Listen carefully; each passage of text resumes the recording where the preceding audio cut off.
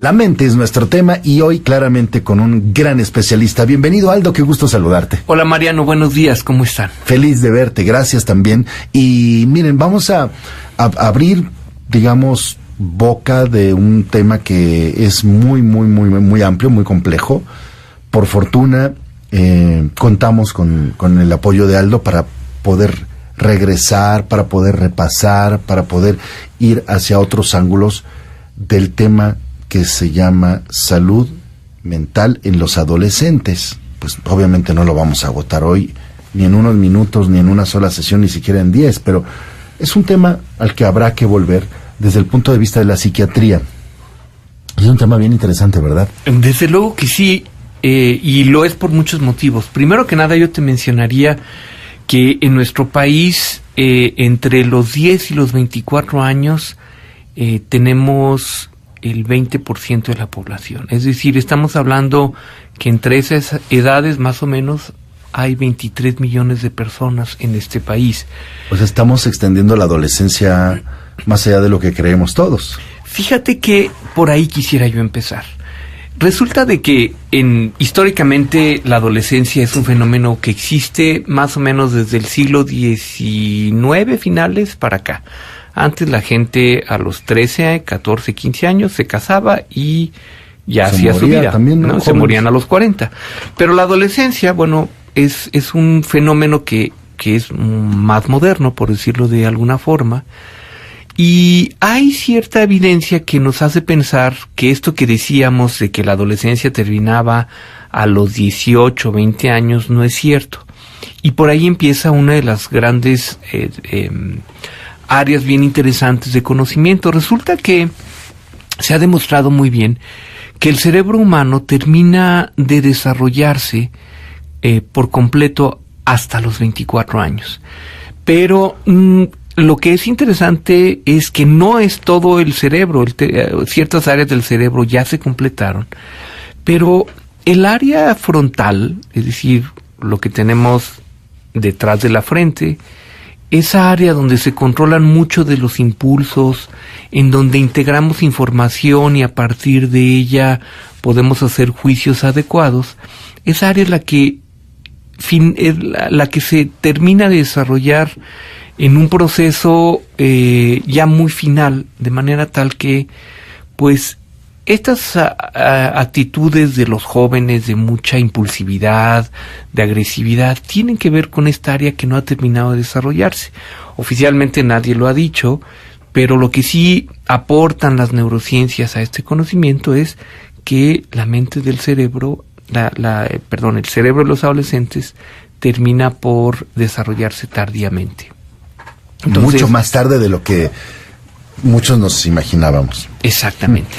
Ahora, la adolescencia implica una época de muchos cambios. Quizá no lo vamos a llevar hasta los 24 años, pero hay toda una serie de cambios a nivel corporal, a nivel psicológico, a nivel fisiológico que suceden en muy poco tiempo, de manera tal que el adolescente se encuentra siempre ante una encrucijada, es decir, entre dejar de ser niño y adaptar su mente, su cuerpo, todo a algo nuevo que viene. Y eso implica siempre una situación de crisis. Casi todos los adolescentes tienen que pasar por una crisis que llamamos la crisis adolescente, y esta es más ruidosa, menos ruidosa, pero es parte de un proceso de desarrollo normal.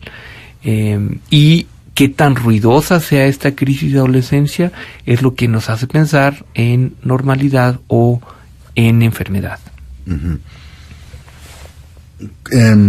¿Qué sería lo normal? O sea, ya en el contexto en sí mismo pues no es nada sencillito, pero ¿qué sería lo normal en el desarrollo de la salud mental de un adolescente? Bueno, ¿confrontando todo el tiempo? Sí, es parte de, porque en la medida que yo confronto al sistema, en la medida en que yo lo reto, estoy forjando mi propia identidad. Y esto, aunque a veces parece una cosa terrible cuando se lo planteas a los padres, es algo totalmente conocido por la psicología. Un adolescente no puede lograr su propia identidad si no se sale un poco del sistema, lo cuestiona, se revela ante los padres, se revela un poco ante todo lo establecido y entonces dice, bueno, aquí este es mi lugar en la vida. Para que eso suceda, pues tenemos que pasar por una crisis.